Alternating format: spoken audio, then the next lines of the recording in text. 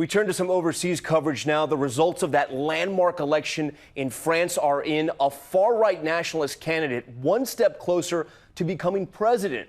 An opponent of the European Union, NATO, and radical Islam. Her message an echo of President Trump's. ABC's Alex Marquardt in Paris tonight.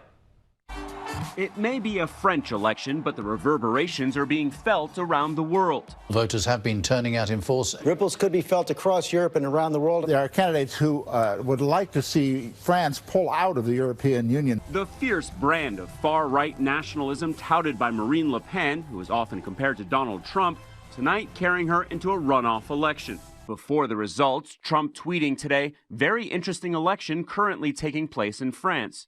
But cheers erupting as this crowd learns that Le Pen is edged out by fellow outsider 39-year-old Emmanuel Macron, who never held elected office, starting his campaign from scratch a year ago, campaigning on a pro-Europe message full of hope and optimism. He also married his former school teacher, who's 24 years his senior. This is a big loss for Marine Le Pen, who's been leading in the polls for so long. Now many of the anti-Le Pen forces will band together to make sure that she loses in the final round. These New York-based Macron volunteers were motivated by Trump's victory to come home to try to prevent Le Pen from doing the same. We wanted to do something, and Trump gave us the energy we needed.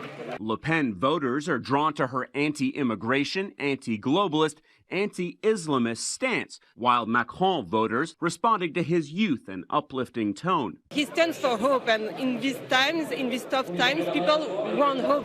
This race is far from over. The two candidates now have 2 weeks until the final round. This is being seen tonight as a blow to Trump-style populism, and the polls for now in this head-to-head matchup have Le Pen eventually losing out. Tom? But of course, an election day shocker always possible. All right, Alex.